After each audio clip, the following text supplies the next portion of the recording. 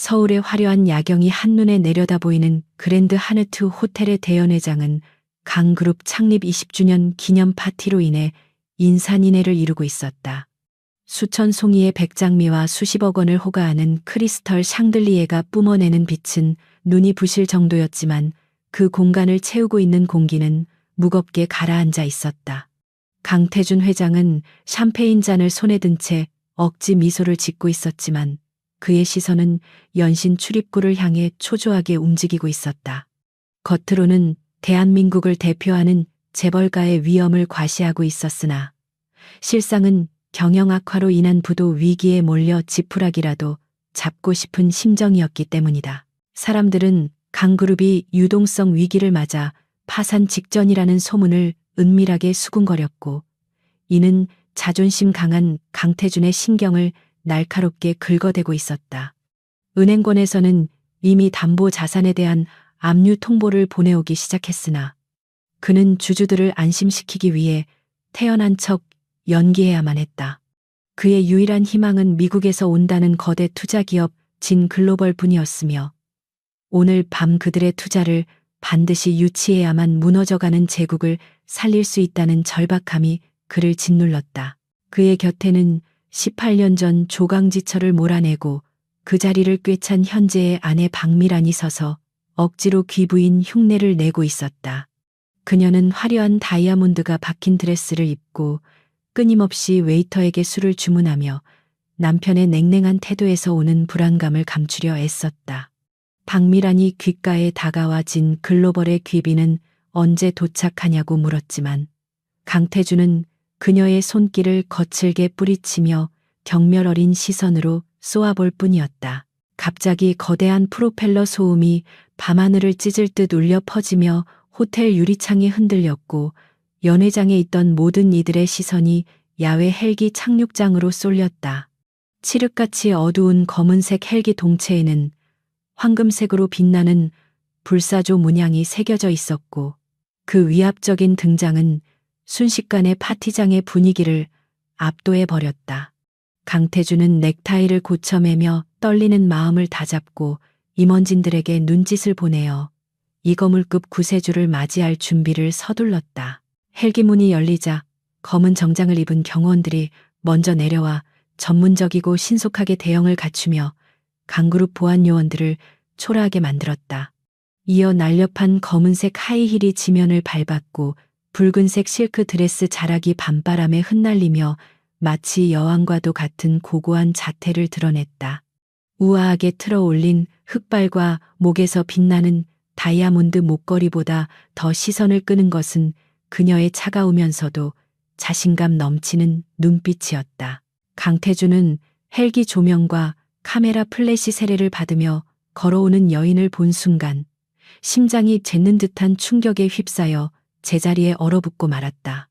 18년이라는 세월이 흘러 분위기는 완전히 변했지만 그 이목구비는 그의 기억 속에 뚜렷하게 남아있는 흉터처럼 선명했다. 그녀는 바로 그가 비바람이 몰아치던 밤 헌신짝처럼 내버렸던 전처 한서연이었으며 이제는 강그룹의 생사여탈권을 쥔진 글로벌의 부회장이 되어 돌아온 것이다. 한서연의 등장은 파티장에 원자폭탄이 떨어지는 것과 같은 충격을 주었고 사람들은 그녀의 정체를 알아차리고 수군대기 시작했다. 강태준의 뒤에 서 있던 박미라는 사색이 되어 들고 있던 와인잔을 떨어뜨렸고 붉은 액체가 대리석 바닥에 피처럼 번져나갔다. 식모 취급을 받으며 쫓겨났던 여자가 감히 상상조차 할 수 없는 높은 위치에 올라 자신들을 내려다보고 있다는 사실을 그녀는 도저히 믿을 수 없었다. 한서연은 붉은 카펫 위를 우아하게 걸어오며 강그룹 임원들을 거들떠보지도 않은 채 오직 강태준만을 향해 직진했다.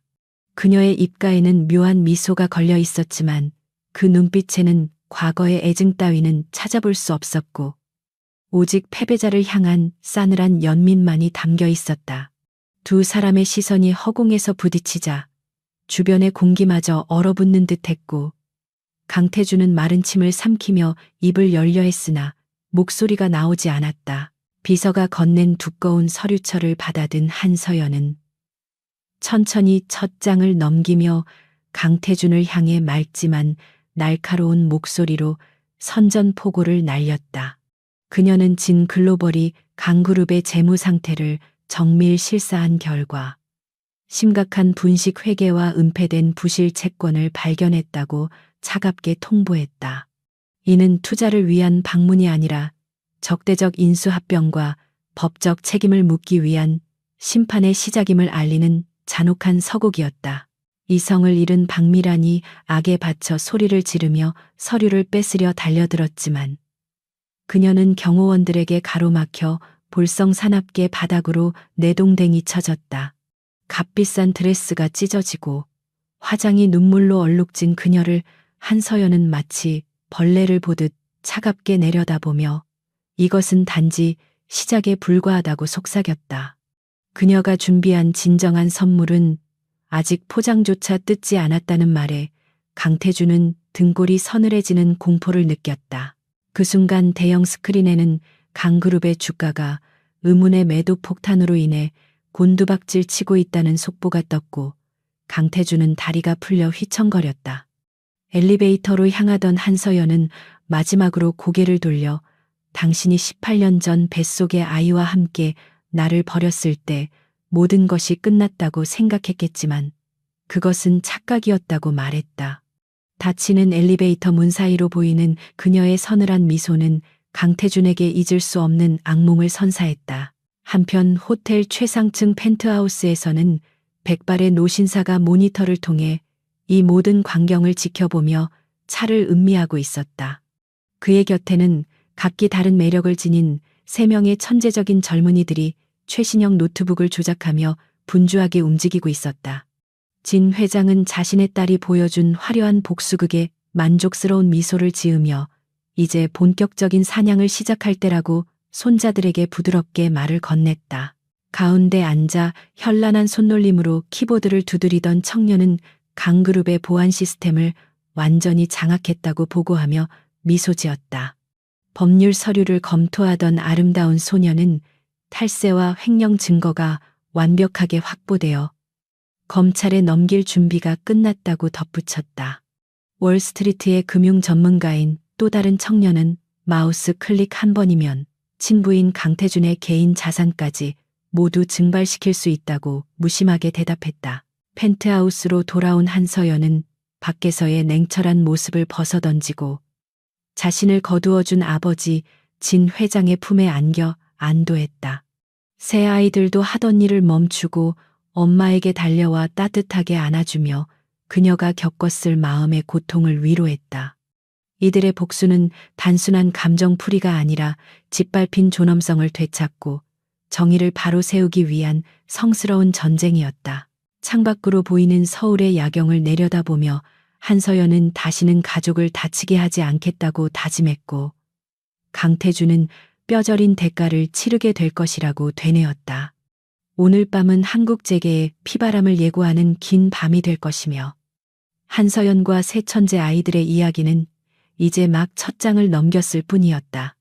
오만했던 강태준과 박미란이 무너져가는 모습을 지켜보는 것은 이들에게 주어진 달콤한 승리의 서막이었다. 그랜드 하네트 호텔의 대연 회장은 한서연이 떠난 후에도 여전히 혼돈의 도가니였으며 수습되지 않은 충격이 파도처럼 넘실거리고 있었다. 강태준 회장은 땀으로 젖은 이마를 닦아내며 마이크를 다시 잡고 이것은 경쟁사의 악의적인 모함이라며 투자자들을 진정시키려 애썼다. 그는 진 글로벌이 제시한 서류가 조작된 것이라고 목소리를 높였지만 이미 바닥으로 떨어진 신뢰를 회복하기에는 역부족이었다. 불안에 떠는 주주들은 그를 둘러싸고 해명을 요구하며 거칠게 항의했고 경호원들이 이들을 막아내느라 진땀을 흘리는 아수라장이 펼쳐졌다. 박미라는 찢어진 드레스를 대충 수습하고는 악에 바친 표정으로 자신의 비서에게 소리를 지르며 당장 언론 대응팀을 가동하라고 지시했다. 그녀는 한서연이 가짜 신분을 도용해 사기를 치고 있다며 허위 사실을 유포해서라도 여론을 뒤집으려 발버둥쳤다. 그녀의 눈에는 도끼가 서려 있었고 18년 전처럼 교묘한 거짓말로 상황을 모면할 수 있을 것이라는 헛된 희망을 품고 있었다. 하지만 그녀가 모르는 사실은 이미 펜트하우스에서 3명의 천재들이 그녀의 숨통을 조여오고 있다는 점이었다. 호텔 최상층의 펜트하우스는 아래층의 소란과는 대조적으로 정교한 기계음과 키보드 두드리는 소리만이 가득한 차가운 작전 통제실과 같았다. 첫째 아들 진우는 여러 개의 모니터 화면을 동시에 주시하며 강그룹의 메인 서버에 침투할 준비를 마친 상태였다. 그는 천재적인 해킹 실력으로 이미 강그룹의 허술한 보안망을 뚫고 관리자 권한을 획득했으며 손가락 하나로 거대 기업을 마비시킬 태세를 갖추고 있었다. 진우의 입가에는 냉소적인 미소가 번졌고 그는 어머니를 모욕한 대가를 치르게 해주겠다며 엔터키를 강하게 눌렀다. 순식간에 연회장에 설치된 대형 스크린의 화면이 지지직거리며 노이즈를 일으키더니 강그룹의 홍보 영상이 사라지고 검은 화면으로 바뀌었다. 그리고 곧이어 강태준과 박미란이 지난 몇 년간 주고받은 비밀 이메일과 불법 자금, 세탁 내역이 적나라하게 화면을 가득 채웠다. 연 회장은 찬물을 끼얹은 듯 조용해졌다가 이내 경악에 찬 비명과 웅성거림으로 가득 찼고 기자들은 이 충격적인 증거를 찍느라 플래시를 터뜨렸다. 강태준은 사색이 되어 전원을 차단하라고 고래고래 소리를 질렀지만 시스템은 이미 통제 불능 상태였다. 둘째 딸 진아는 법전 대신 태블릿 PC를 들고 냉철한 눈빛으로 강그룹의 법무팀 서버를 장악하여 내부 고발자들의 증언 영상을 송출하기 시작했다. 그녀는 국제 변호사로서의 지식을 활용해 그들이 법망을 피해 저지른 만행들을 낱낱이 분석하여 실시간으로 국세청과 검찰청 서버로 전송해버렸다. 연 회장에 있던 고위 간부들의 휴대전화가 일제히 울리기 시작했고 그것은 바로 출국 금지와 소환 조사를 알리는 수사기관의 긴급 문자 메시지였다. 법무팀장은 창백한 얼굴로 강태준에게 달려와 회사의 모든 법적 방어막이 뚫렸다고 보고하며 절망했다. 막내 아들 진혁은 월스트리트에서 갈고 닦은 금융 감각으로 강태준이 스위스와 조세 피난처에 숨겨둔 비밀 계좌들을 추적하고 있었다.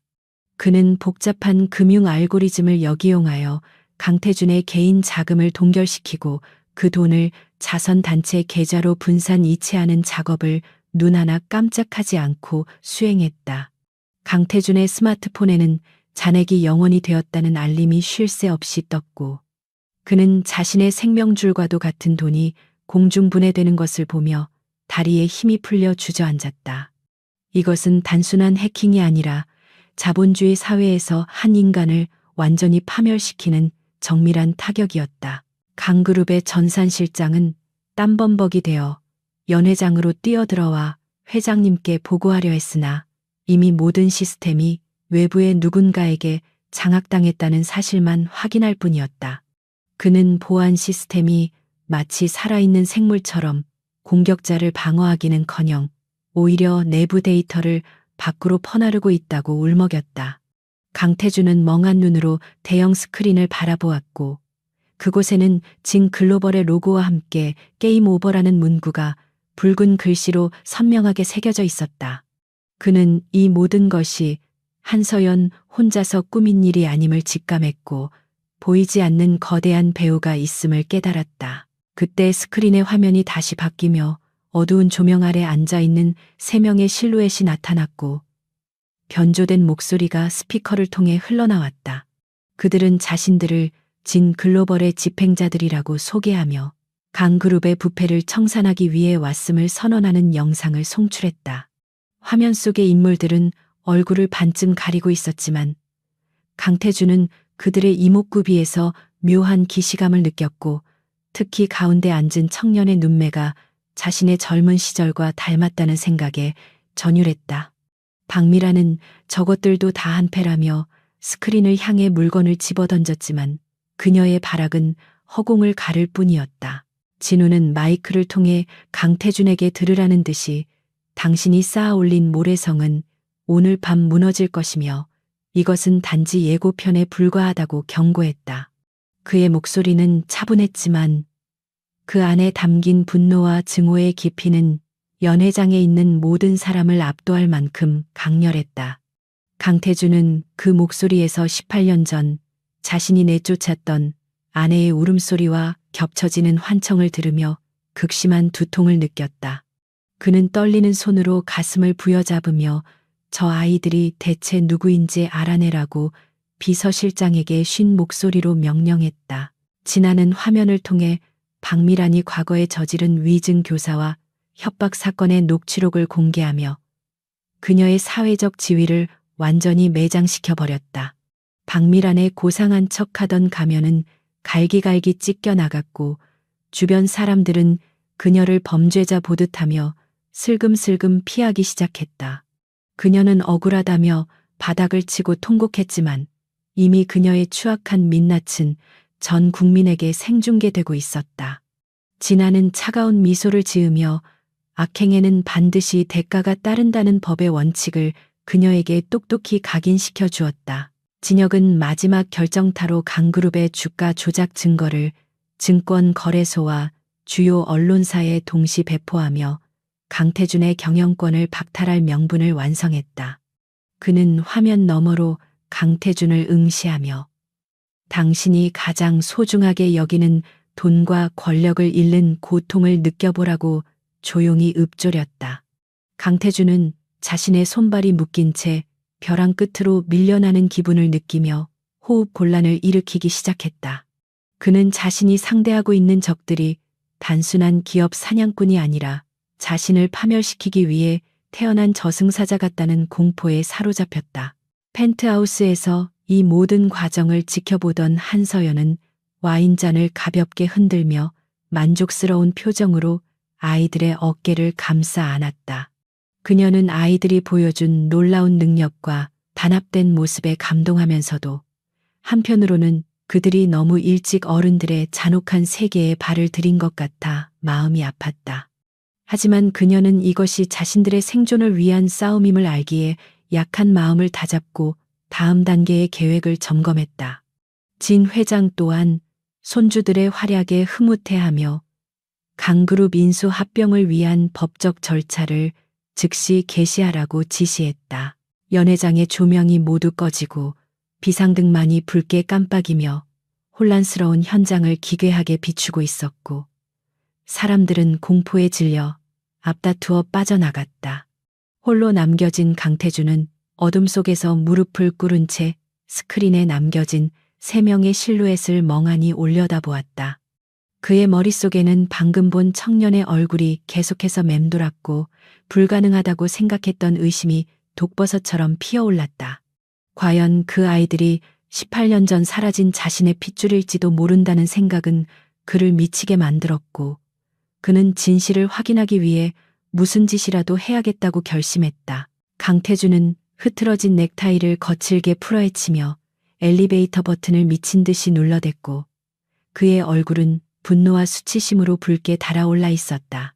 대연 회장에서 벌어진 참사는 단순한 망신을 넘어 강그룹의 존립 자체를 위협하는 사형 선고나 다름없었기에 그는 한시라도 빨리 한서연을 만나 단판을 지어야 했다. 엘리베이터가 최상층 펜트하우스층에 도착하자마자 그는 닫히는 문을 비집고 튀어나와 복도를 가로질러 뛰어갔지만 그의 앞을 막아서는 것은 강철 같은 근육질의 경호원들이었다. 그들은 마치 거대한 성벽처럼 펜트하우스 입구를 굳게 지키고 있었고 강태준이 다가오자 무표정한 얼굴로 그를 제지하며 단 한 발자국도 들여보내지 않겠다는 위압적인 태도를 보였다. 강태준은 자신이 대한민국 재계 서열에 드는 강그룹의 회장임을 소리치며 길을 비키라고 명령했지만 경호원들은 눈 하나 깜짝하지 않고 그를 벌레 보듯 내려다볼 뿐이었다. 그는 격분하여 경호원의 멱살을 잡으려 했으나 순식간에 제압당해 팔이 뒤로 꺾인 채 차가운 복도 바닥에 무릎을 꿇리는 굴욕을 맛보아야 했다. 숨을 헐떡이며 고개를 든 강태준의 눈앞에 육중한 마호가니 문이 천천히 열렸고 그 안에서 뿜어져 나오는 서늘한 냉기가 복도의 공기를 얼어붙게 만들었다. 문 사이로 걸어 나온 인물은 한서연이 아닌 백발을 단정하게 빗어 넘긴 노신사였지만 그에게서 풍기는 기백은 맹수와도 같아 강태준을 압도하기에 충분했다. 지팡이를 짚고 천천히 걸어 나온 노신사는 바로 진 글로벌의 총수이자 월스트리트의 전설로 불리는 진 회장이었으며 그의 날카로운 눈빛은 강태준의 영혼까지 꿰뚫어 보는 듯했다. 진 회장은 바닥에 엎드린 강태준을 싸늘하게 내려다보며 감히 이곳이 어디라고 소란을 피우느냐며 낳지만 위험 있는 목소리로 꾸짖었다. 강태준은 그 압도적인 카리스마에 눌려 잠시 말을 잇지 못하다가 겨우 입을 열어 한서연을 만나게 해달라고 애원하듯 말했다. 하지만 진 회장은 콧방귀를 뀌며 내 딸은 쓰레기와 나눌 대화가 없으며 너는 이제 내 상대가 되어야 할 것이라고 차갑게 선을 그었다. 강태준은 딸이라는 단어에 귀를 의심하며 고개를 번쩍 들었고 눈앞의 노인이 바로 한서연을 거두어주고 후원해준 배우 인물임을 직감했다. 진 회장은 지팡이로 바닥을 쿵하고 내리찍으며 18년 전 비바람이 몰아치던 밤 네가 만삭의 아내를 길바닥에 내버렸던 그날을 기억하느냐고 물었다. 강태준의 동공이 지진이라도 난 듯 흔들렸고 그는 잊고 지냈던 과거의 기억 파편들이 날카로운 비수처럼 날아와 가슴을 찌르는 고통을 느꼈다. 당시 그는 박미란에게 눈이 멀어 한서연이 임신 중이라는 사실을 알면서도 애써 무시하거나 부정하며 잔인하게 내쫓았던 것이다. 진 회장의 입에서 흘러나오는 이야기는 강태준이 애써 묻어두었던 죄악을 낱낱이 파헤치는 심판의 언어와도 같았고 복도에는 침묵만이 무겁게 내려앉았다. 진 회장은 그때 길가에 쓰러져 죽어가던 서연을 구한 것이 바로 자신이며 그녀 뱃속에 있던 아이들이 기적적으로 살아남아 오늘날 너의 목을 조르는 칼날이 되었다고 선언했다. 강태준은 아이들이라는 복수형 단어에 숨이 턱 막히며 아까 스크린에서 보았던 3명의 천재들이 자신의 핏줄일지도 모른다는 확신을 가지게 되었다. 그는 믿을 수 없다는 표정으로 고개를 저으며 부정하려 했지만 떨리는 손끝은 그의 불안한 심리를 적나라하게 드러내고 있었다. 진 회장은 충격에 빠진 강태준에게 틈을 주지 않고 품 안에서 서류 봉투 하나를 꺼내어 그의 얼굴을 향해 던지며 이것이 너에게 주는 마지막 잡이라고 말했다. 흩날리는 서류들은 강그룹의 채무인수 증서와 주식 매매 계약서들이었으며 이는 진글로벌이 이미 강그룹의 주요 채권자가 되었음을 의미하는 결정적인 증거였다. 진 회장은 내일부터 강그룹의 모든 경영권은 채권단인 진글로벌의 관리하에 들어갈 것이며 너는 빈털터리로 쫓겨나게 될 것이라고 냉혹하게 통보했다. 그것은 단순한 사업적 실패가 아니라 한 인간의 인생을 송두리째 뿌리 뽑아버리는 철저한 응징이자 파멸의 서곡이었다. 강태준은 바닥에 흩어진 서류들을 허겁지겁 주워 담으며 이것은 불법이라며 항변했지만 그의 목소리는 이미 힘을 잃고 공허하게 울려 퍼질 뿐이었다. 그는 진 회장의 바짓가랑이라도 잡고 싶은 심정이었지만 경호원들의 살벌한 눈빛이 그를 가로막고 있어 감히 다가갈 엄두조차 내지 못했다. 강태준은 마지막 발악으로 그 아이들이 정말 내 자식들이라면 나에게도 친권이 있다며 뻔뻔하게 권리를 주장하려 들었다. 그러자 진 회장의 표정이 일순간 악기처럼 일그러지며 지팡이를 들어 강태준의 어깨를 사정없이 내리쳤고 둔탁한 타격음이 복도를 울렸다. 진 회장은 고통에 신음하는 강태준을 향해 짐승만도 못한 놈이 어디서 감히 아비 노릇을 하려 드느냐며 호통을 쳤고 그 기세는 천지를 진동시킬 듯 맹렬했다. 그는 네가 버린 것은 단순한 아내와 자식이 아니라 너의 미래와 축복이었으며 이제 와서 핏줄을 운운하는 것은 역겨운 위선이라고 일갈했다.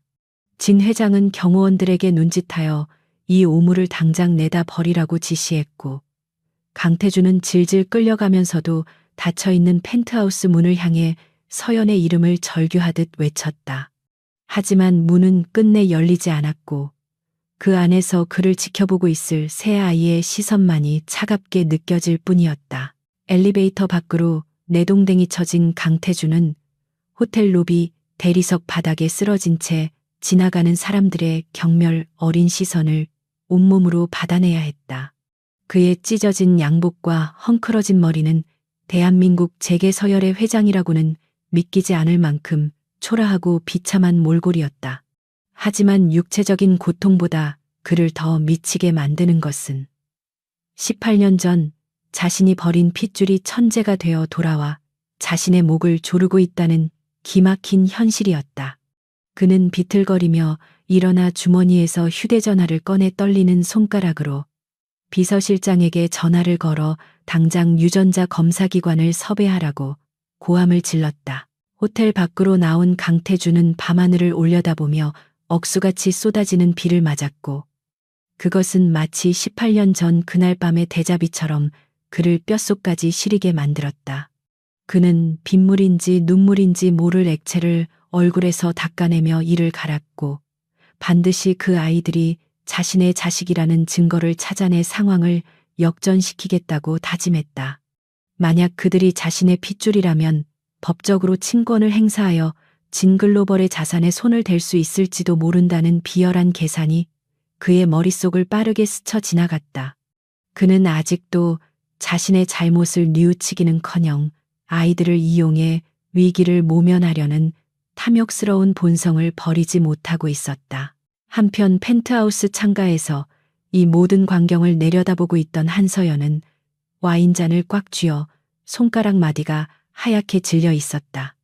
그녀의 곁에는 새 아이가 다가와 묵묵히 그녀의 손을 잡아주었고 그 온기가 차갑게 식어버린 그녀의 가슴을 따뜻하게 데워주었다.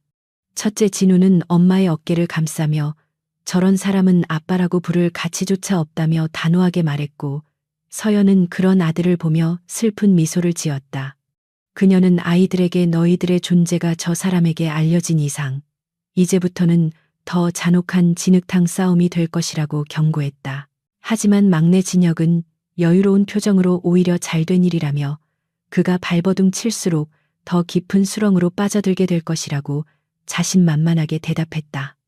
둘째 진아 역시 법은 감정이 없지만 정의의 편이라며 강태준이 친권 소송을 걸어온다면 그가 과거에 저지른 가정폭력과 유기방임죄를 세상에 공개하여 사회적으로 매장시키겠다고 덧붙였다.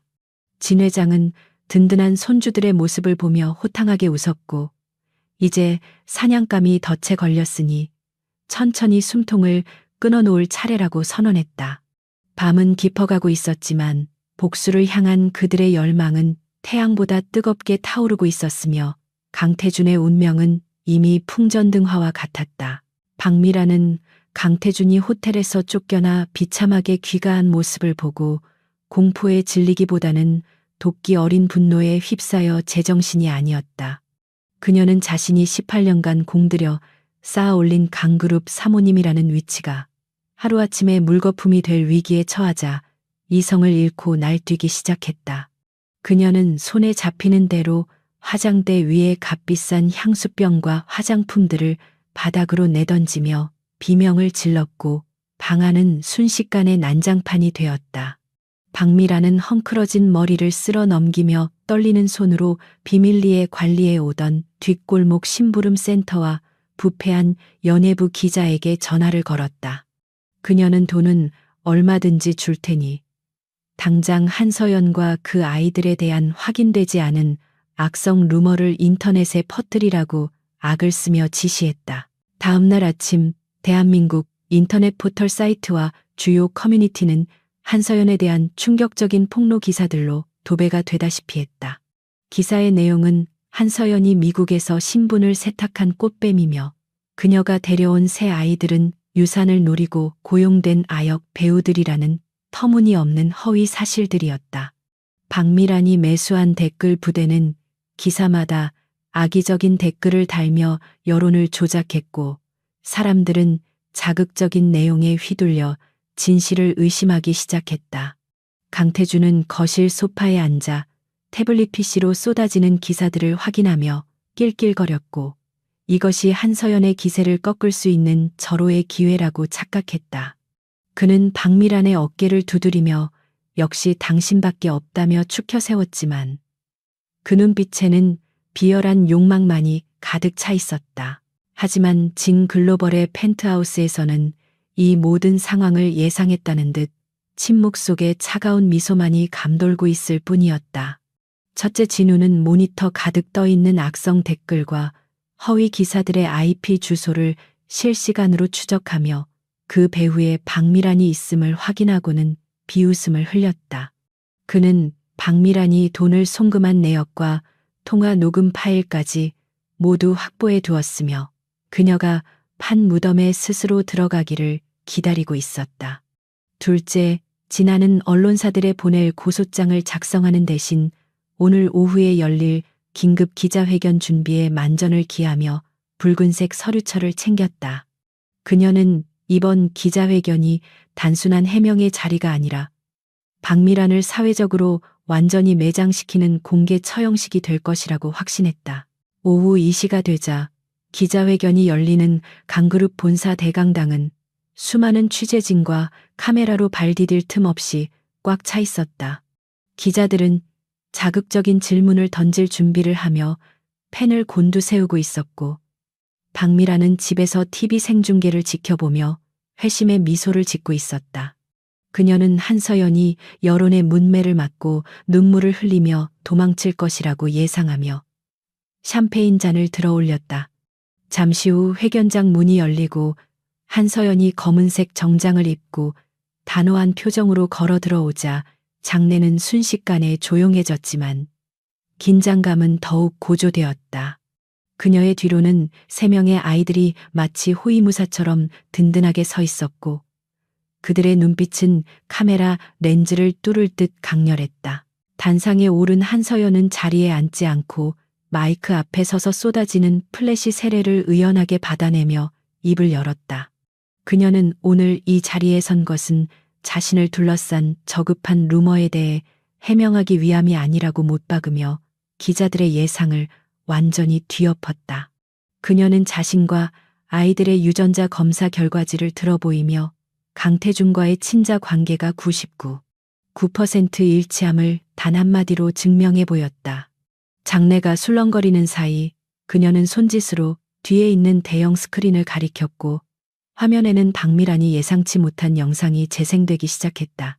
그것은 박미란이 심부름 센터 직원과 통화하며 한서연을 매장시키라고 사주하는 음성. 녹음 파일과 송금 내역이 담긴 적나라한 증거였다. 집에서 TV를 보던 박미란은 자신의 목소리가 전파를 타고 전국에 울려 퍼지자 들고 있던 샴페인 잔을 떨어뜨리며 경악했다. 그녀는 사색이 되어 리모컨을 찾아 TV를 끄려 했지만 손이 너무 떨려 버튼을 제대로 누를 수조차 없었다. 화면 속의 자료는 거기서 멈추지 않고 박미란이 지난 10년간 강그룹의 미술품 구매를 빙자해 거액의 회사 자금을 횡령하고 비자금을 조성한 장부까지 낱낱이 공개했다.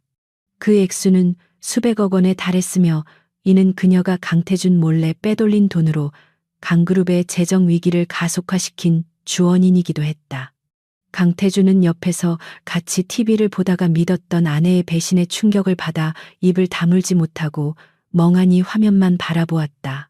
기자회견장은 순식간에 아수라장으로 변했고 기자들은 한서연의 해명보다 박미란의 범죄 사실에 더 큰 관심을 보이며 앞다투어 속보를 타전했다. 진아는 마이크를 잡고 박미란의 행위는 특정경제범죄가중처벌법 위반이며 이미 검찰에 모든 증거 자료를 제출하고 고발 조치를 완료했다고 차분하게 설명했다.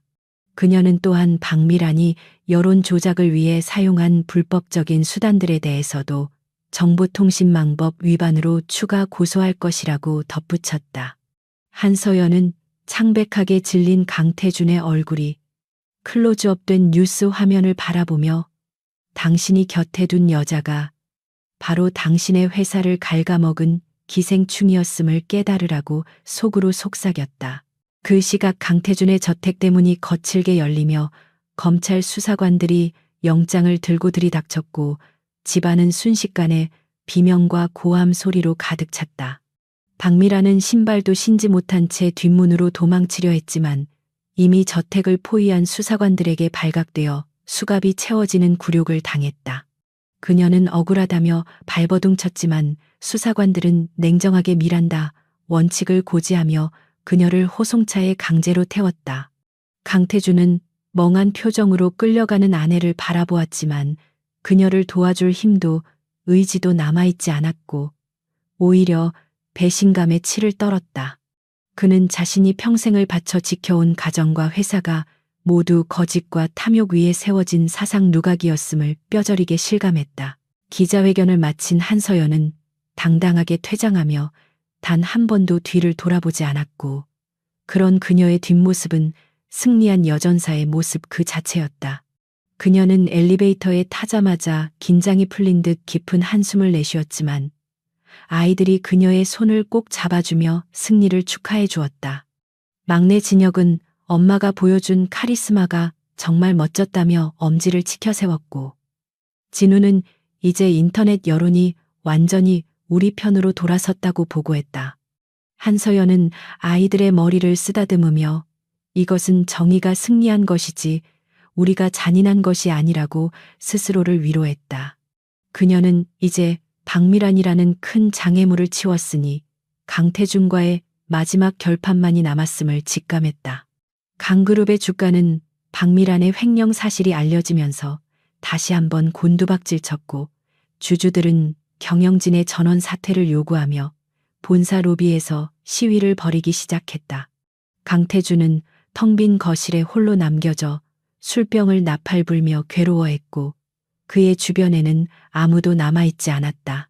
그는 자신이 18년 전 서연을 버렸을 때 느꼈던 해방감이 사실은 파멸로 가는 급행열차 티켓이었음을 뒤늦게 깨닫고 후회의 눈물을 흘렸다.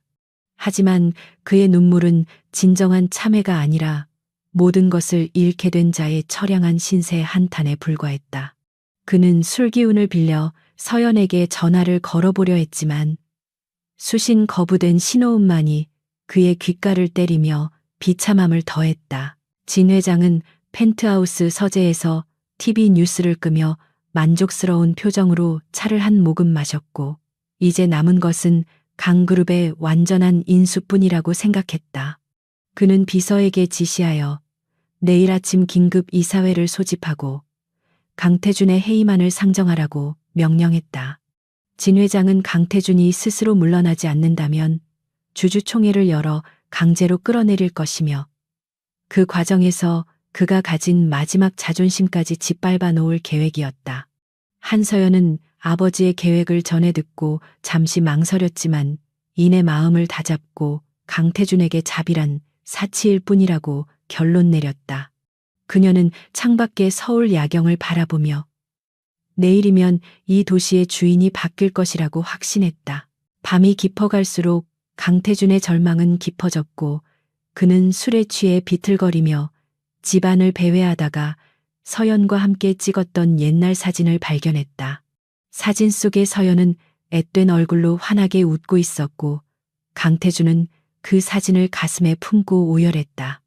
그는 자신이 왜 그 소중한 미소를 지키지 못하고 헛된 욕망을 쫓아 이 지경이 되었는지 자책했지만 시간은 되돌릴 수 없었다. 그는 벽에 걸린 거울 속에 비친 자신의 초라한 모습을 보며 괴물로 변해버린 자신을 혐오하게 되었다. 하지만 그의 마음 한구석에는 여전히 아이들에 대한 집착이 남아있었고 그것이 그를 마지막 발악으로 이끌고 있었다.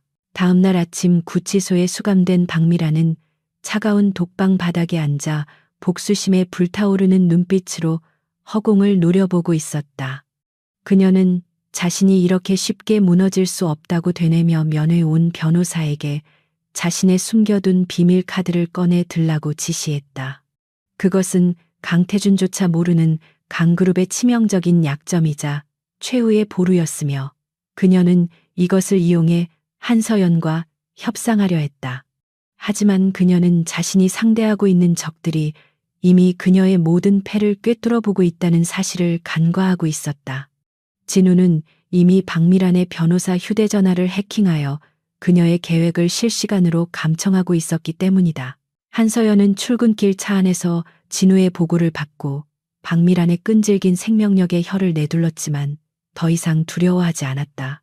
그녀는 박미란이 꺼내들려는 카드가 오히려 그녀의 형량을 늘리는 자충수가 될 것임을 알고 있었기에 여유롭게 대응하기로 했다. 차창 밖으로 보이는 강그룹 본사 건물은 아침 햇살을 받아 빛나고 있었지만 그 안의 주인은 이미 바뀌어가고 있었다. 한서연은 오늘 이사회에서 강태준을 마주하게 될 순간을 떠올리며 심호흡을 했고 마음속의 칼날을 더욱 날카롭게 갈았다. 강태준이 텅 빈 저택에서 지난날의 영광을 되새기며 독한 위스키를 들이켜고 있을 때 정적을 깨는 전화벨 소리가 요란하게 울려 퍼졌다.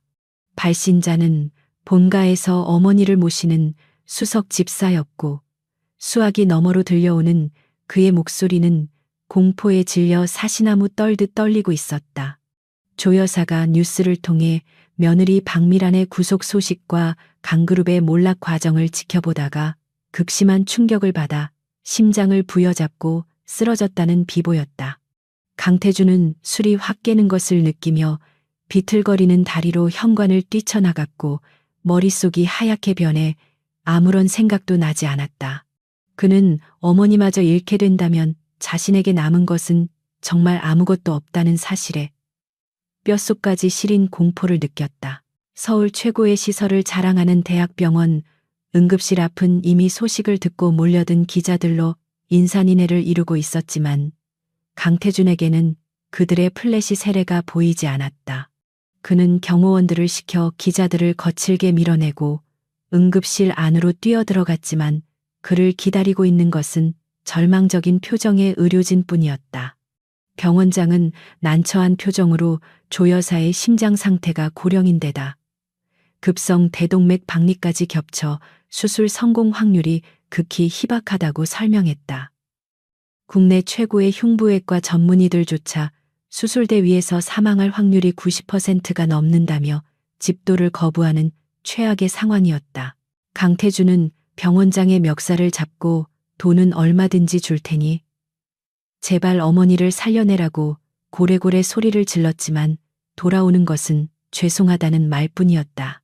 그는 바닥에 주저앉아 오열했고 자신의 무력함과 어머니에 대한 죄책감이 뒤섞여 가슴을 쥐어짜는 듯한 통증을 느꼈다. 과거 한서연을 내쫓을 때 어머니가 옆에서 거들며 했던 모진 말들이 주마등처럼 스쳐 지나갔고 이것이 천벌이라는 생각이 들었다.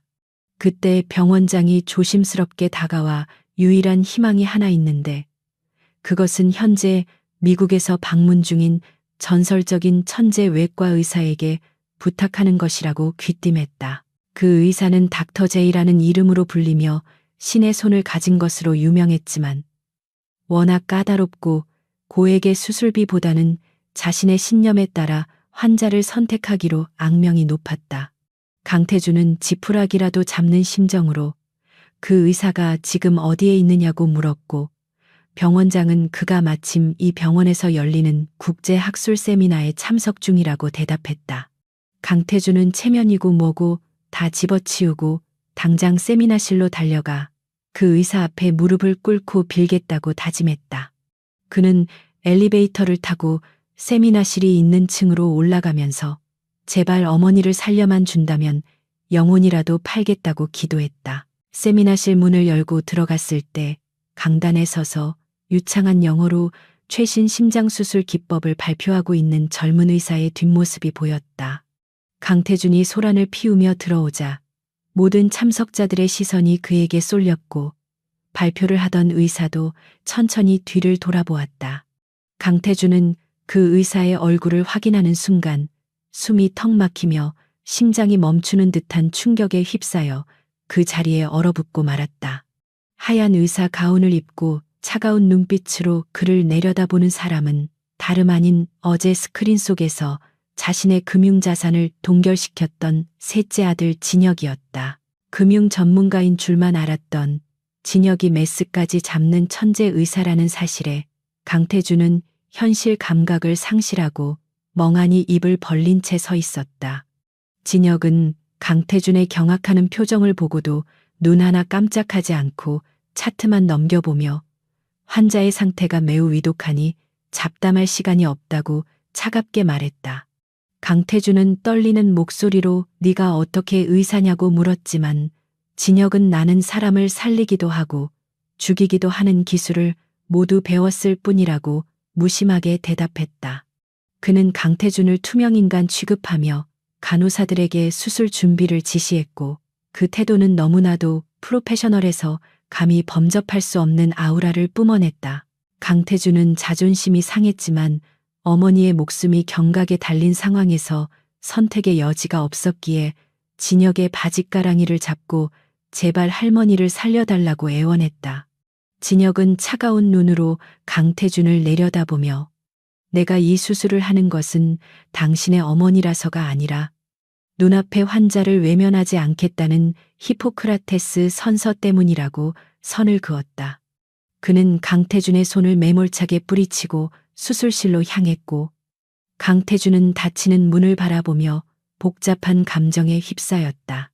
자신이 버린 자식이 어머니의 생명줄을 쥐고 있다는 아이러니한 상황은 그에게 견딜 수 없는 수치심과 안도감을 동시에 안겨주었다. 수술실 밖 대기실은 무거운 침묵만이 감돌고 있었고 강태준은 초조하게 서성거리며 수술 중이라는 붉은 등이 꺼지기만을 기다리고 있었다. 시간이 얼마나 흘렀을까 간호사가 다급하게 뛰쳐나와 환자의 출혈이 심해 수혈이 필요한데 병원에 보유 중인 혈액이 부족하다고 소리쳤다. 조 여사의 혈액형은 희귀한 RH-AB형이었고 당장 수혈하지 않으면 쇼크사할 수 있는 절체절명의 위기였다. 강태준은 자신의 피를 뽑으라고 팔을 걷어붙였지만 간호사는 검사 결과 강태준의 혈액형은 A형이라 수혈이 불가능하다고 고개를 저었다. 절망에 빠진 강태준이 머리를 감싸쥐고 주저앉으려던 찰나 수술실 인터폰을 통해 진혁의 침착한 목소리가 흘러나왔다. 그는 자신의 혈액형이 환자와 일치하니 내 피를 뽑아서 수혈하라고 지시했고 의료진은 주저했지만 집도의의 명령에 따라 체열 준비를 시작했다. 강태준은 그 소리를 듣고 귀를 의심했는데 RH-AB형은 유전적으로 매우 드물게 나타나는 형질로 직계 가족 중에서도 찾기 힘든 경우였기 때문이다. 그는 18년 전 자신이 서연을 의심하며 뱃속의 아이가 내 자식이 아닐 것이라고 모욕했던 기억을 떠올리며 몸서리쳤다. 잠시 후 간호사가 수술실에서 가지고 나온 혈액검사 결과지를 강태준에게 건네주었고 그는 떨리는 손으로 종이를 받아들었다. 그곳에는 조 여사와 진혁의 유전적 일치율이 999%라는 과학적 수치가 선명하게 인쇄되어 있었고 이는 그가 자신의 친아들임을 증명하는 움직일 수 없는 증거였다. 강태준은 다리에 힘이 풀려 의자에 털썩 주저앉았고 종이를 쥔 손이 걷잡을 수 없이 떨리기 시작했다. 그는 자신이 그토록 부정하고 싶었던 진실을 눈앞에서 확인하고는 억장이 무너지는 듯한 고통과 함께 뜨거운 눈물을 쏟아냈다. 수술은 장장 10시간에 걸친 사투 끝에 성공적으로 끝났고 진혁은 피로한 기색이 역력한 얼굴로 수술실 밖으로 걸어 나왔다. 그는 마스크를 벗으며 수술은 성공적이지만 환자가 고령이라 회복 여부는 지켜봐야 한다고 무미건조하게 설명했다. 강태준은 진혁에게 다가가 고맙다는 말을 하려 했지만 목이 메어 목소리가 나오지 않았고 죄책감에 고개를 들 수조차 없었다. 진혁은 그런 강태준을 바라보며 당신에게 고맙다는 말을 들으려고 한 일이 아니니 착각하지 말라고 냉정하게 쏘아붙였다. 그때 병원 복도 끝에서 또각거리는 구두 소리와 함께 한서연이 나타났고 그녀의 등장은 병원 공기를 순식간에 바꿔놓았다. 그녀는 수술복을 입은 아들의 어깨를 다정하게 두드리며 고생했다고 말해주었고 진혁의 차가웠던 표정은 어머니 앞에서 순한 양처럼 부드럽게 풀어졌다. 강태주는 그 모습을 보며 가슴 한구석이 찢어지는 듯한 아픔을 느꼈고 자신이 저 행복한 그림 속에 들어갈 자격이 없음을 뼈저리게 깨달았다. 그는 서연에게 다가가 무릎을 꿇고 싶었지만 그녀의 눈빛이 너무나도 차가워 감히 접근할 엄두조차 내지 못했다. 한서연은 강태준에게 다가와 손에 쥐고 있던 유전자 검사 결과지를 뺐다시피 가져가며 이제야 믿겠느냐고 싸늘하게 물었다. 그녀는 당신이 의심하고 버렸던 그 아이가 오늘 당신의 어머니를 살렸다며 이것이 당신이 평생 짊어지고 가야 할 죄의 무게라고 일갈했다. 강태주는 눈물을 흘리며 잘못했다고 빌었지만 서연은 눈 하나 깜짝하지 않고 당신의 사과는 너무 늦었고 아무런 의미도 없다고 잘라 말했다.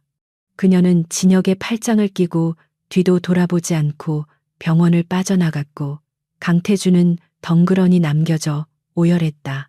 병실 창문 너머로 동이 트기 시작했지만 강태준의 마음속에는 영원히 거치지 않을 어둠만이 짙게 깔려 있었다. 그는 중환자실 유리창 너머로 산소 호흡기를 달고 누워있는 어머니를 바라보며 자신이 저지른 과오가 얼마나 큰지 되새겼다. 자신의 핏줄을 부정하고 내쳤던 그 오만함이 부메랑이 되어 돌아와 그의 심장을 갈기갈기 찢어놓고 있었다. 그는 이제 회장직도 잃고 가족도 잃고 남은 것은 병든 노모와 껍데기뿐인 자존심밖에 없다는 사실에 허탈하게 웃었다. 하지만 진혁이 수술실에서 보여준 그 눈빛과 자신의 혈관에 흐르는 피를 나눠주던 그 모습은 강태준의 뇌리에서 지워지지 않았다. 그것은 그에게 아주 미세한 희망의 불씨가 되기도 했지만 동시에 그를 평생 괴롭힐 고통의 근원이기도 했다. 그는 주머니 속에서 꼬깃꼬깃해진 가족 사진을 꺼내 어루만지며 18년 전으로 시간을 되돌릴 수만 있다면 영혼이라도 바치겠다고 중얼거렸다. 그러나 시간은 잔인하게도 앞으로만 흘러갈 뿐이었고 그에게 남은 것은 차가운 병원 복도의 적막뿐이었다. 진 글로벌의 사무실로 돌아온 진혁은 소파에 깊숙이 몸을 파묻으며 피곤한 눈을 감았고 서연은 따뜻한 차를 건네며 아들의 곁을 지켰다. 진혁은 엄마에게 할머니를 살린 것이 잘한 일인지 모르겠다고 털어놓았지만 서연은 생명은 소중한 것이라며 너는 의사로서 옳은 일을 했다고 격려했다. 그녀는 아들이 아버지에 대한 증오와 의사로서의 사명감 사이에서 갈등했을 마음을 이해하며 꼭 안아주었다. 이제 강태준에게 남은 것은 철저한 고립과 파멸뿐이라는 것을 두 사람 모두 알고 있었기에 더 이상의 말은 필요 없었다. 강태준은 병원에서 돌아온 후 마치 넋이 나간 사람처럼 박미란이 머물던 드레스룸을 뒤지기 시작했고 그의 손길은 거칠고 다급했다. 박미란이 구속되기 직전 자신의 개인금고 비밀번호를 바꾸려다 실패했다는 가정부의 증언이 그의 머릿속을 맴돌았기 때문이다. 그는 벽에 숨겨진 금고 앞에 서서 떨리는 손가락으로 박미란의 생일을 입력했지만 문은 열리지 않았고 몇 번의 시도 끝에 18년 전 서연을 내쫓았던 날짜를 입력하자 굳게 닫혀 있던 철문이 육중한 소리를 내며 열렸다. 그 안에는 보석이나 현금 뭉치가 아닌 낡은 서류 봉투 하나가 덩그러니 놓여 있었고 겉면에는 판도라라는 글씨가 휘갈겨 쓰여 있었다. 강태준은 본능적으로 이것이 자신의 인생을 송두리째 바꿔놓은 그날의 진실을 담고 있음을 직감하며 마른 침을 삼켰다. 봉투를 열자 쏟아져 나온 것은 18년 전 그가 서연의 외도 증거라고 철석같이 믿었던 사진들의 원본 필름과 한 낯선 남자의 신상 명세서였다. 사진 속에서 서연과 다정하게 호텔로 들어가는 듯 보였던 그 남자는 사실 박미란이 고용한 무명 연극 배우였으며 뒷장에는 그에게 거액의 연출료를 지급한 입금 내역서가 클립으로 끼워져 있었다.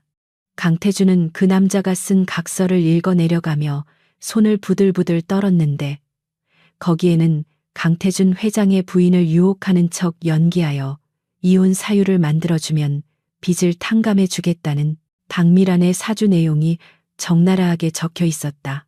그는 자신이 본 것이 진실이 아니라 정교하게 짜여진 한 편의 삼류막장 드라마였음을 깨닫고 억장이 무너지는 듯한 충격을 받았다. 더욱 기가 막힌 것은 그 밑에 깔려있던 산부인과 진료 기록지였는데 그것은 서연이 임신 초기임을 알리는 진단서였으나 날짜가 조작되어 있었다.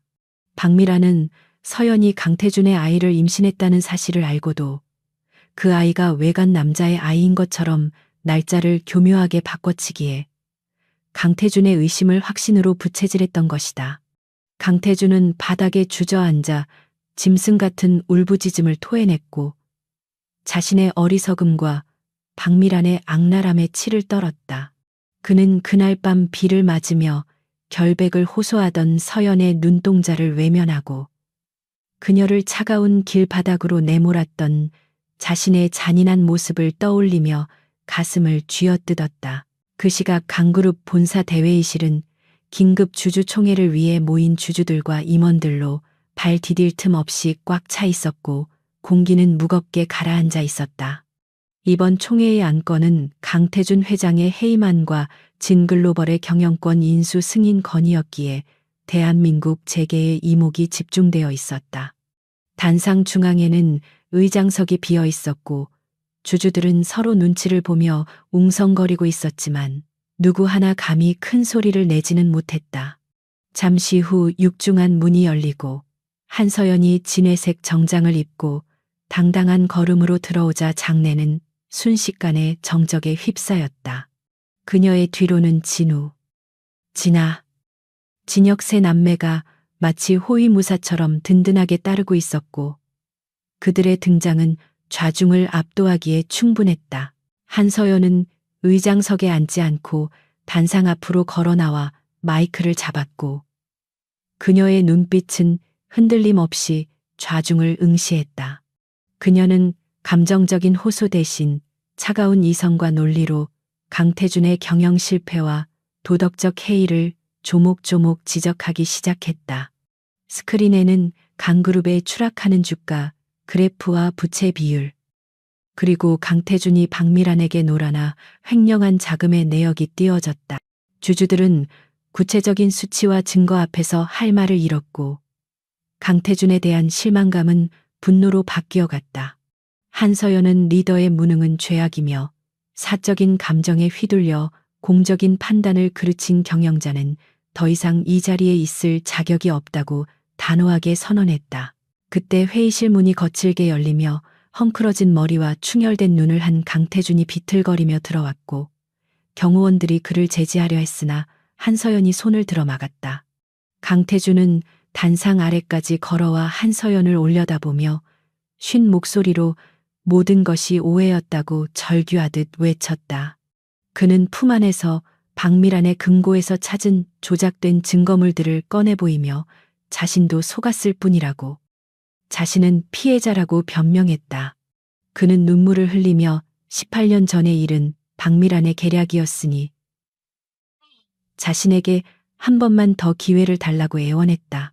하지만 그의 호소는 주주들에게 동정심을 유발하기보다는 오히려 비웃음을 샀을 뿐이었다. 한서연은 싸늘한 표정으로 강태준을 내려다보며 당신이 속았다는 사실이 당신을 용서할 이유가 될 수는 없다고 차갑게 일갈했다. 그녀는 한 기업의 총수가 침실에서 일어나는 일조차 제대로 파악하지 못하고 조작된 거짓말에 놀아나 처자식을 버렸는데 어떻게 수만 명의 직원이 딸린 거대 기업을 이끌 수 있겠느냐고 반문했다. 그녀의 말은 강태준의 아킬레스건을 정확히 찔렀고 회의실에 있던 주주들은 그녀의 논리에 고개를 끄덕이며 동조했다. 강태준은 말문이 막혀 입을 뻥긋거렸지만 더 이상 할 말이 없었고 자신의 무능함을 스스로 증명한 꼴이 되었다. 둘째 진아는 자리에서 일어나 법률 자문 자격으로 강태준의 발언이 주주총회의 안건과 무관함을 지적하며 퇴장을 요구했다. 그녀는 이곳은 당신의 가정사를 하소연하는 법정이 아니라 회사의 미래를 결정하는 비즈니스의 장이라며 아버지인 강태준에게 굴욕을 안겼다. 강태주는 딸의 차가운 태도에 큰 충격을 받았지만 그녀의 눈빛에서 18년간 방치된 자식의 분노를 읽을 수 있었다. 그는 비틀거리며 뒷걸음질 쳤고 경호원들은 그를 양쪽에서 붙잡아 회의장 밖으로 끌어내려 했다. 강태주는 끌려가면서도 서연의 이름을 불렀지만 그녀는 시선 한 번 주지 않고 투표 개시를 선언했다. 투표 결과는 압도적이었는데 참석 주주 95%의 찬성으로 강태준 회장의 해임안이 가결되었고 진글로벌의 강그룹 인수가 공식적으로 승인되었다. 강태준은 회의장 밖 복도에 주저앉아 굳게 닫힌 문 너머로 들려오는 의사봉, 두드리는 소리를 들으며 자신의 시대가 끝났음을 실감했다. 그는 자신이 쌓아 올렸다고 믿었던 모든 것이 사실은 모래성보다 약했음을 뼈저리게 깨달았다. 복도를 지나가던 직원들은 바닥에 앉아있는 전 회장을 보고도 못 본 척 지나쳤고 그는 철저하게 고립된 섬이 되어버렸다. 회의가 끝난 후 한서연은 임원들의 축하를 뒤로하고 조용히 회의장을 빠져나왔지만 복도 끝에는 아직 강태준이 기다리고 있었다. 그는 서연을 보자마자 달려와 무릎을 꿇고 그녀의 바짓단을 잡으며 내가 다 잘못했다. 제발 아이들과 함께 다시 시작하게 해달라고 빌었다. 그는 이제 회장직도 돈도 필요 없으니 가족만 곁에 있어준다면 속죄하며 살겠다고 눈물로 호소했다. 하지만 서연은 그를 내려다보는 눈빛에 경멸조차 담지 않은 채 무표정하게 자신의 옷자락을 잡은 그의 손을 떼어냈다. 한서연은 낮지만 분명한 어조로 당신이 그리워하는 한서연은 18년 전 그 빗속에서 이미 죽었다고 말하며 그의 가슴에 비수를 꽂았다. 그녀는 지금 당신 앞에 있는 사람은 진 글로벌의 부회장이자 당신을 파멸시킨 사업가일 뿐이라며 선을 그었다. 옆에 서 있던 진우는 강태준에게 당신이 우리를 버렸을 때 우리는 서로를 지키며 자랐고 당신 없이도 충분히 훌륭하게 컸다고 쏘아붙였다.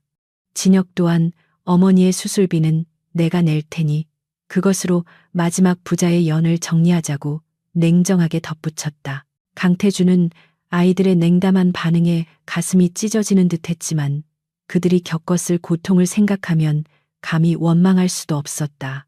그는 자신이 18년 동안 놓쳐버린 것이 단순한 시간이 아니라 신뢰와 사랑이라는 되돌릴 수 없는 가치였음을 깨달았다. 서연과 아이들은 뒤도 돌아보지 않고 엘리베이터를 탔고 닫히는 문틈 사이로 보이는 그들의 모습은 눈부시게 빛나고 있었다. 강태준은 닫힌 문을 하염없이 바라보며 바닥을 치고 통곡했지만 텅 빈 복도에는 그의 메아리만 공허하게 울릴 뿐이었다. 그날 밤 한서연은 아버지 진 회장과 함께 펜트하우스에서 조촐한 축하 파티를 열었지만 마음 한구석은 씁쓸함으로 가득했다.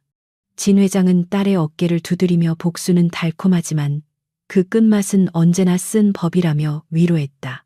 서연은 창밖을 바라보며 강태준이 무너지는 모습을 보며 느꼈던 감정이 통쾌함보다는 허무함에 가까웠음을 인정했다. 하지만 그녀는 이것이 끝이 아니라 새로운 시작임을 알기에 샴페인 잔을 들어 올리며 스스로를 다독였다. 그녀는 이제 과거의 망령에서 벗어나 오롯이 자신의 이름으로 세상을 살아갈 준비가 되어 있었다. 한편 구치소에 수감된 박미라는 변호사를 통해 강태준이 해임되었다는 소식을 전해 듣고 미친 듯이 웃어댔다. 그녀는 자신이 망했으니 강태준도 망하는 것이 당연하다며 뒤틀린 신보를 드러냈다. 그녀는 감방 동료들에게 자신이 한때 대한민국 재계 서열에 드는 회장 사모님이었다고 자랑했지만 돌아오는 것은 차가운 조소와 멸시뿐이었다. 그녀는 좁은 감방 안에서 웅크리고 앉아 18년 전 서연을 몰아내고 쾌재를 불렀던 그날을 회상했지만 그것은 이제 독이 든 성배였음이 명백해졌다. 강그룹은 새로운 리더십 아래 빠르게 안정을 되찾아갔고 주가는 연일 상한가를 기록하며 부활의 신호탄을 쏘아 올렸다. 진 글로벌의 선진 경영 시스템이 도입되면서 회사의 투명성은 높아졌고 직원들의 사기도 덩달아 올라갔다. 첫째 진우는 보안 부문을 총괄하며 철통 같은 방어망을 구축했고, 둘째 진아는 법무팀을 이끌며 준법 경영의 기틀을 마련했다. 셋째 진혁은 재무 건전성을 확보하며 미래 성장 동력을 발굴하는 데 주력했다. 세 남매의 활약은 재계의 화제가 되었고, 사람들은 그들을 강그룹을 구한 삼총사라고 부르기 시작했다. 강태준은 서울 변두리의 작은 오피스텔로 거처를 옮겨 술로 나날을 보내며 폐인처럼 살아가고 있었다. 그는 TV 뉴스에 나오는 서연과 아이들의 활약상을 보며 멍하니 하루를 보내는 것이 일상이 되었다. 가끔 어머니가 입원한 병원을 찾아가 멀리서 지켜보다 돌아오곤 했지만 차마 병실 안으로 들어갈 용기는 내지 못했다. 그는 자신의 오만과 편견이 불러온 파국을 온몸으로 감내하며 뼈저린 후회 속에서 남은 생을 살아가야 하는 형벌을 받고 있었다. 그러던 어느 날 강태준에게 낯선 번호로 전화가 걸려왔는데 수화기 너머로 들려오는 목소리는 그가 예상치 못한 인물이었다. 그것은 바로 납치된 아들의 몸값을 요구하는 박미란의 사주를 받은 범죄 조직의 협박 전화였다. 강태준은 박미란이 감옥에 가면서도 숨겨둔 마지막 발악을 했다는 사실에 경악하며 전화기를 떨어뜨렸다. 그는 이것이 자신에게 주어진 마지막 속죄의 기회일지도 모른다는 생각에 주먹을 불끈 쥐었다. 그는 비틀거리는 몸을 일으켜 세워 겉옷을 챙겨 입으며 밖으로 뛰쳐나갔다. 박미란이 감옥에서 사주한 납치극은 그녀의 의도와는 정반대의 최악의 상황으로 치닫고 있었다. 그녀가 고용한 뒷골목 조직원들은 강태준에게 뜯어낼 돈이 없다는 사실을 알아차리자 타겟을 강그룹의 새로운 주인인 한서연으로 변경해버렸다. 그들은 박미란의 친아들인 어린 민준을 인질로 잡고 한서연에게 전화를 걸어 거액의 몸값과 도주용 헬기를 요구하며 협박했다. 한서연은 수화기 너머로 들려오는 아이의 공포에 질린 울음소리에 피가 거꾸로 솟는 분노를 느꼈지만 냉정함을 잃지 않았다. 그녀는 비록 원수의 아들이지만 죄 없는 어린 생명이 위험에 처하는 것을 방관할 수 없었기에 즉시 구출 작전을 지시했다. 펜트하우스의 상황실은 다시 한번 긴박하게 돌아가기 시작했고 새 아이들의 손놀림은 그 어느 때보다 빨라졌다. 첫째 진우는 협박 전화의 발신지를 실시간으로 추적하여 그들이 인천 항구에 버려진 냉동 창고에 은신하고 있음을 1분 만에 밝혀냈다. 둘째 진아는 경찰청장에게 직접 핫라인으로 연결하여 최정예 특공대의 출동을 요청했고 언론 통제를 통해 범인들을 자극하지 않도록 조치했다. 셋째 진혁은 만약의 사태에 대비해 응급의료팀을 꾸렸고 할아버지 진 회장은 자신의 사설경호 부대인 블랙가드를 현장으로 급파했다. 한편 강태준은 범인들로부터 아들의 목숨을 담보로 한 협박 전화를 받고 이성을 잃은 채 낡은 차를 몰고 인천으로 질주하고 있었다. 그는 자신의 무능함 때문에 막내 아들마저 위험에 빠졌다는 자책감에 괴로워하며 핸들을 꽉 쥐어 손톱이 하얗게 질려 있었다. 그는 한서연에게 도움을 요청할 면목조차 없었기에 홀로 범인들과 맞서 죽더라도 아들을 구하겠다는 비장한 각오를 다졌다. 쏟아지는 빗줄기가 앞유리를 때렸지만 그의 눈에는 오직 아들을 살려야 한다는 일념만이 불타오르고 있었다. 인천 항구의 폐창고는 음산한 기운이 감돌고 있었고 빗소리에 섞여 아이의 울음소리가 희미하게 새어나오고 있었다. 한서연이 이끄는 블랙가드와 경찰 특공대가 소리 없이 창고를 포위하는 동안 강태준의 차가 요란한 소리를 내며 정문으로 돌진해 들어왔다. 범인들은 갑작스러운 차량의 등장에 당황하여 민준을 끌어안고 흉기를 들이대며 강태준을 향해 멈추라고 소리쳤다. 차에서 내린 강태준은 비틀거리며 무릎을 꿇고 제발 아이는 놔주고 차라리 나를 죽이라며 처절하게 울부짖었다. 하지만 범인들은 이미 돈에 눈이 멀어 이성을 상실한 상태였고 강태준을 발로 차며 조롱하기 시작했다. 그들은 빈털터리 전직 회장은 필요 없다며 한서연이 돈을 가져오지 않으면 아이와 함께 모두 불질러 버리겠다고 휘발유통을 흔들어댔다. 그때 창고의 천장 유리가 깨지며 블랙가드 요원들이 레페를 타고 내려왔고 동시에 정문이 폭파되며 한서연이 경호원들과 함께 당당하게 걸어 들어왔다. 그녀의 등장은 마치 지옥불 속의 강림한 여신처럼 압도적이었고 범인들은 순식간에 기세가 꺾여 뒷걸음질 쳤다. 한서연은 차가운 눈빛으로 범인들을 쏘아보며 지금 당장 아이를 놓아준다면 목숨만은 부지하게 해주겠다고 마지막 경고를 날렸다. 그녀의 목소리는 확성기를 통하지 않고도 창고 전체를 울릴 만큼 위압감이 넘쳤고 범인들은 공포에 질려 서로 눈치만 보았다. 궁지에 몰린 범인 중 우두머리가 이판사판이라며 품에서 칼을 꺼내 한서연을 향해 미친 듯이 달려들었다. 경호원들이 반응하기에는 거리가 너무 가까웠고 한서연의 눈동자에 날카로운 칼날이 비치는 절체절명의 순간이었다. 그 순간 바닥에 쓰러져 있던 강태준이 본능적으로 몸을 날려 한서연의 앞을 가로막았고 둔탁한 소리와 함께 칼날이 그의 복부를 깊숙이 찔렀다. 강태준은 고통스러운 신음을 삼키며 범인의 팔을 꽉 붙잡았고 그 틈을 타 진혁이 달려들어 범인의 급소를 가격해 제압했다. 붉은 선혈이 바닥으로 뚝뚝 떨어졌고 강태준은 한서연의 품으로 힘없이 쓰러지며 거친 숨을 몰아쉬었다. 창고 안은 순식간에 정적에 휩싸였고 모든 시선이 피를 흘리는 강태준에게 집중되었다. 범인들은 특공대원들에 의해 전원 체포되었고 구석에 묶여있던 어린 민주는 무사히 구출되어 형인 진우의 품에 안겨 울음을 터뜨렸다. 한서연은 자신의 품에 안겨 피를 흘리는 강태준을 내려다보며 복잡한 감정에 휩싸여 아무 말도 할 수 없었다. 그녀는 그가 자신을 위해 목숨을 던질 것이라고는 상상조차 하지 못했기에 그 충격은 더욱 컸다. 강태준은 흐릿해지는 의식 속에서도 떨리는 손을 들어 서연의 얼굴을 만지려다 차마 닿지 못하고 허공에서 멈췄다. 진혁이 다급하게 달려와 강태준의 상처를 지혈하며 응급처치를 시작했고 그의 표정은 의사로서의 냉철함과 아들로서의 동요가 뒤섞여 있었다. 강태준은 진혁을 바라보며 희미하게 웃었고 입술을 달싹여 미안하다. 그리고 고맙다.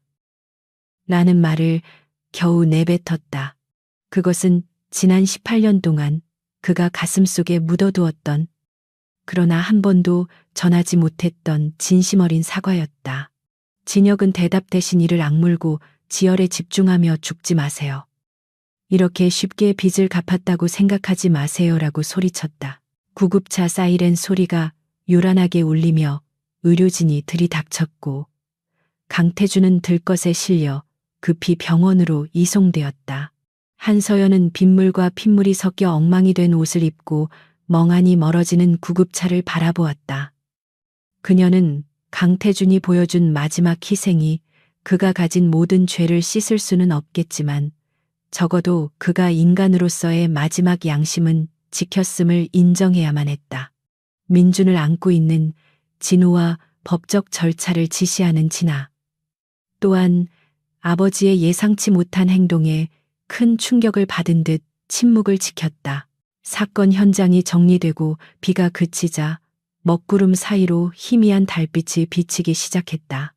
한서연은 아이들을 데리고 병원으로 향하며 이 긴 악연의 고리를 어떻게 매듭지어야 할지 깊은 고민에 빠졌다. 강태준의 희생은 단순한 사고가 아니라 그들 가족에게 던져진 화해의 제스처이자 무거운 질문과도 같았다. 그녀는 이제 복수의 칼날을 거두고 용서라는 낯선 감정과 마주해야 할 시간이 다가왔음을 직감했다.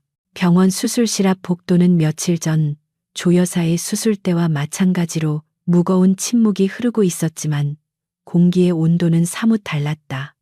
이번에는 한서연과 세 아이들이 모두 자리를 지키며 강태준의 생사를 걱정하고 있었기 때문이다. 수술실에 붉은 등이 꺼지고 집도이가 나왔을 때 모두가 숨을 죽이고 그의 입을 주시했다. 의사는 다행히 장기 손상이 심하지 않아 생명에는 지장이 없지만 긴 재활이 필요할 것이라고 전했다. 한서연은 안도의 한숨을 내쉬며 의자에 주저앉았고 아이들도 긴장이 풀린 듯 서로의 어깨를 토닥였다. 그녀는 강태준이 깨어나면 그와 진지하게 마주 앉아 18년 전 하지 못했던 마지막 대화를 나누어야겠다고 결심했다. 그것은 다시 부부가 되기 위함이 아니라 서로의 상처를 보듬고 각자의 길을 가기 위한 진정한 이별의 의식이었다.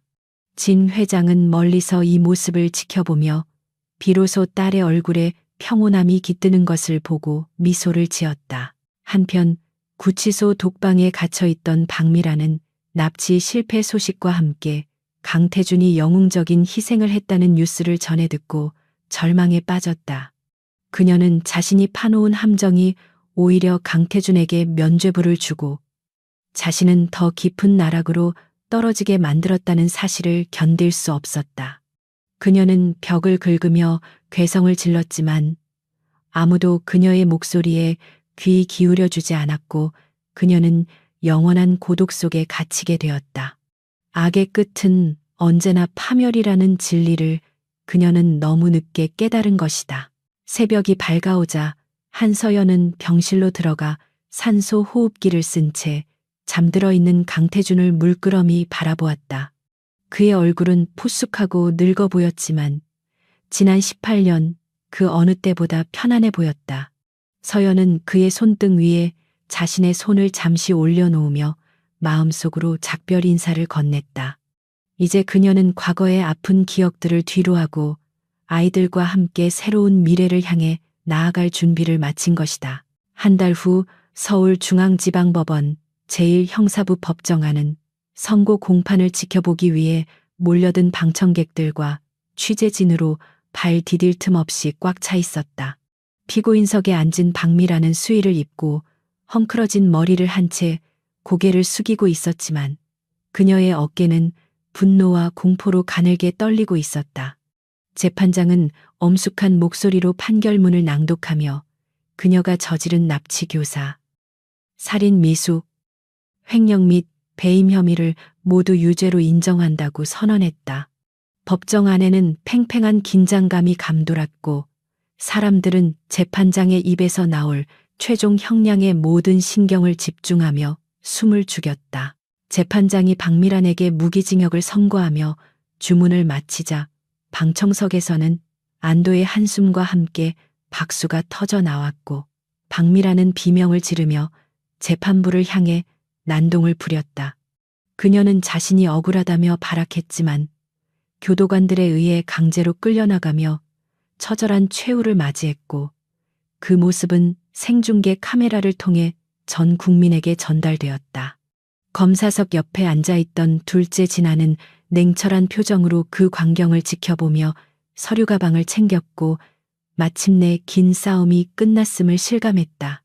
그녀는 법이 가진 엄중함으로 악을 심판하고 가족을 지켜냈다는 사실에 변호사로서 깊은 자부심을 느꼈다. 한편 병원에서 퇴원한 강태준은 휠체어에 앉아 병원 정원 벤치에서 따스한 오후 햇살을 맞으며 깊은 생각에 잠겨 있었다. 복부의 상처는 아물어가고 있었지만 그의 마음속에 남은 회한과 죄책감의 상처는 여전히 쓰라리게 남아 그를 괴롭히고 있었다. 그는 자신이 살아남은 것이 기적이 아니라 아직 갚아야 할 죗값이 남았기 때문이라고 생각하며 씁쓸한 미소를 지었다. 그때 저 멀리서 한서연이 천천히 걸어오는 모습이 보였고 강태준은 황급히 옷매무새를 다듬으며 긴장된 표정으로 그녀를 맞이할 준비를 했다. 한서연은 강태준의 옆 벤치에 나란히 앉아 말없이 정원을 뛰어노는 아이들을 바라보았고 두 사람 사이에는 어색하지만 평온한 침묵이 흘렀다. 강태준은 품 안에서 잘 정리된 서류 봉투를 꺼내 서연에게 건네며 이것이 자신이 할 수 있는 마지막 속죄라고 조심스럽게 말했다.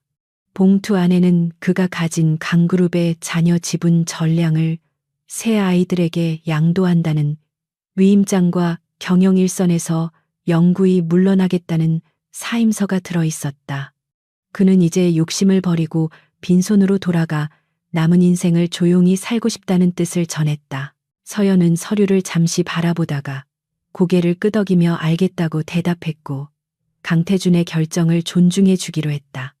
그녀는 강태준에게 비록 부부의 연은 18년 전에 끝났지만 아이들의 아버지라는 천륜까지 끊을 수는 없다고 담담하게 말했다. 그녀는 아이들이 원할 때 언제든지 만날 수 있도록 허락하겠지만 다시는 우리 삶에 깊이 개입하거나 상처를 주어서는 안 된다고 단호하게 선을 그었다. 그것은 용서라기보다는 서로의 존재를 인정하고 각자의 길을 가기 위한 합리적인 타협이자 마지막 배려였다. 강태준은 서연의 관용에 감격하여 눈시울을 붉혔고 떨리는 목소리로 고맙다는 말을 반복하며 고개를 숙였다. 그는 자신이 잃어버린 18년의 세월을 되돌릴 수는 없겠지만 앞으로는 멀리서나마 아이들의 성장을 지켜보며 부끄럽지 않은 아버지가 되겠다고 다짐했다.